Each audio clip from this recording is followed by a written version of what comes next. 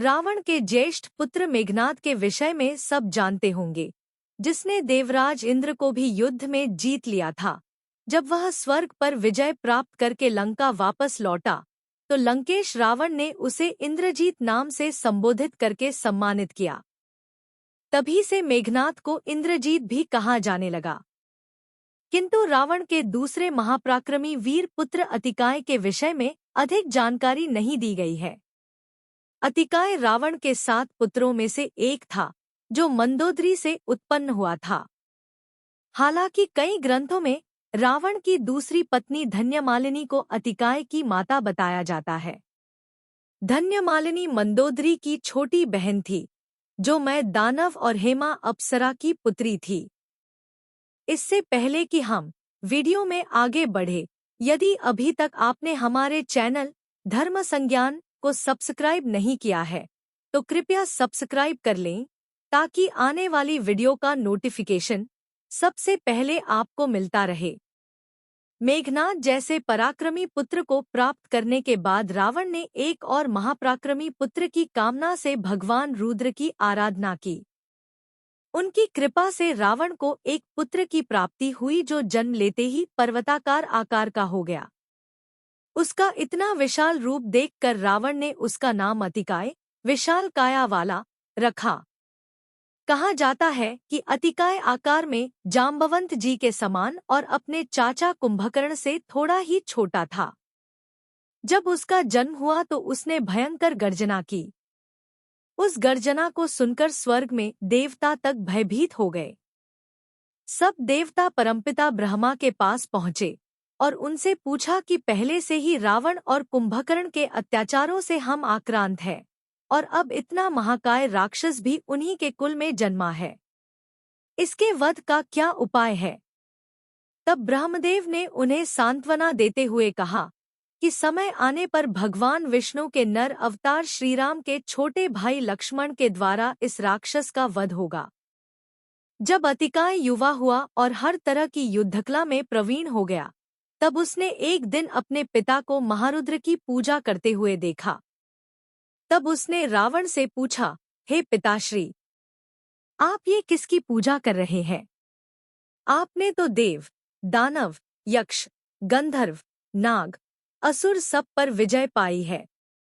आप तो स्वयं तीनों लोकों में अजय हैं, फिर आपको किसी की पूजा करने की क्या आवश्यकता? तब रावण ने कहा, पुत्र, ये महारुद्र है जो कैलाश पर निवास करते हैं। इन्होंने सर्वप्रथम मुझे खेल खेल में ही परास्त कर दिया था।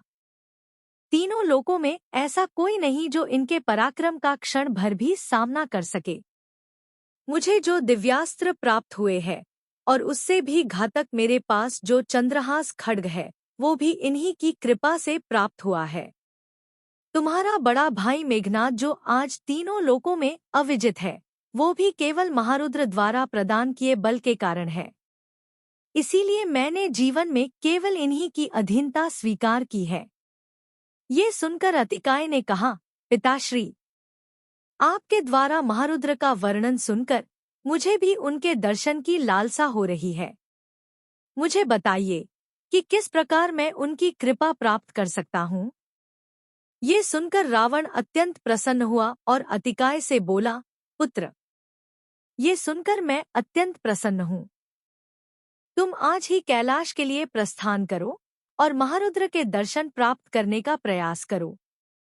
अगर उनकी कृपा तुम्हें प्राप्त हो गई तो तुम भी अपने भाई की भांति अजय हो जाओगे। किंतु एक बात का ध्यान रखना कि उनके समक्ष किसी प्रकार का दुस्साहस ना करना और सदैव विनम्र रहना, अन्यथा तुम्हारा नाश अवश्यंभावी है।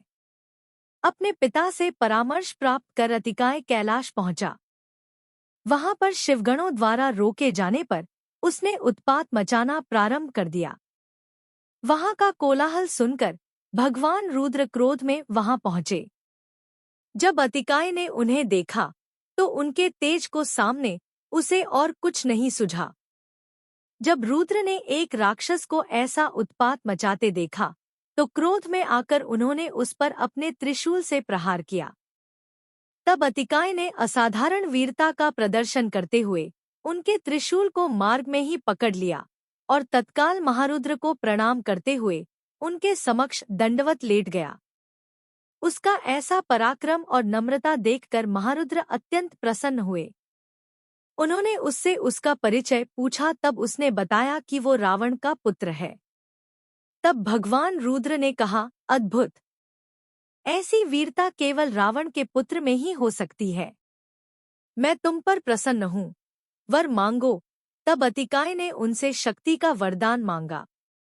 उसकी कामना सुनकर भगवान रुद्र ने उसे अतुल शक्ति प्रदान की और साथ ही विभिन्न प्रकार के दिव्यास्त्रों का भी उसे ज्ञान दिया। चूंकि अतिकाय ने महारुद्र का त्रिशूल पकड़ा था, इसीलिए भगवान रुद्र ने उसे अपने त्रिशूल के समान ही एक त्रिशूल प्रदान किया। इसके अतिरिक्त उन्होंने उसे कई दुर्लभ अस्त्रों का ज्ञान दिया और उसे वरदान दिया कि उसका वध केवल ब्रह्मास्त्र द्वारा ही किया जा सकता है। इस प्रकार भगवान रुद्र से विभिन्न वरदान प्राप्त कर अजेय हो वो अपने पिता के पास लौटा, जिससे रावण को बड़ा संतोष हुआ। अतिकाय के जन्म के विषय में एक कथा और आती है कि वो और उसका भाई त्रिशिरा, जो रावण और धन्यमालिनी का पुत्र था, दोनों दैत्य मधु और कैटब के अवतार थे।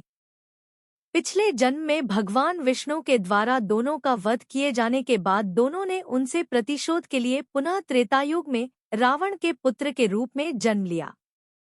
लंका के युद्ध में अतिकाय के अद्भुत पराक्रम का वर्णन मिलता है। जब युद्ध में रावण के बड़े बड़े योद्धा मारे गए, तब रावण ने अपने दो पुत्रों देवांतक और नरांतक को युद्ध के लिए भेजा। दोनों ने वानर सेना में त्राहि मचा दी। ये देखकर युवराज अंगद ने दोनों भाइयों को युद्ध के लिए ललकारा और बहुत देर तक भीषण युद्ध कर उन्होंने देवांतक और नरांतक का वध कर दिया। जब रावण को ये समाचार मिला, तब उसने अपने दोनों पुत्रों त्रिशिरा और अतिकाय को युद्ध के लिए भेजा। दोनों का रूप देखकर वानर सेना तितर बितर हो गई। अपनी सेना का ये हाल देखकर पवन पुत्र हनुमान त्रिशिरा के साथ भिड़ गए। त्रिशिरा बलशाली अवश्य था, किंतु हनुमान से पार ना पा सका और उनके हाथों युद्ध में वीर गति को प्राप्त हुआ।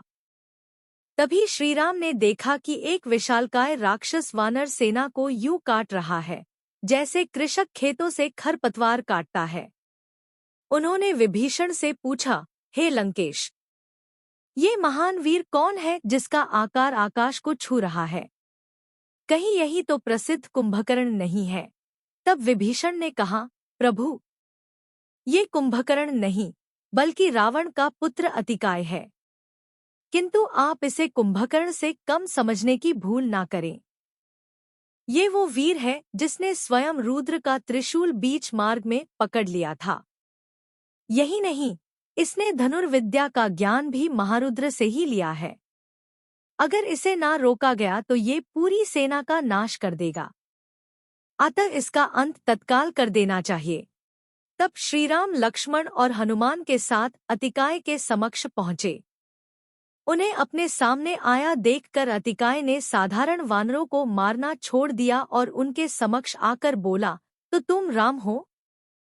लंका के कुछ वीरों का अंत करिए, ना समझना कि लंका वीरों से रिक्त हो गई है। पिताश्री बिना कारण ही तुम जैसे तुच्छ मनुष्य के कारण पीड़ित हो रहे हैं।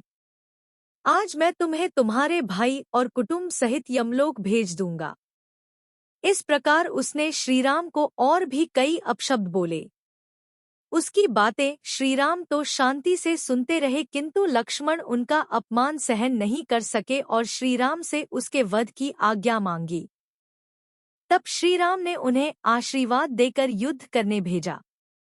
स्वयं लक्ष्मण को युद्ध क्षेत्र में आया देखकर वानर सेना हर्ष के मारे सिंहनाद करने लगी।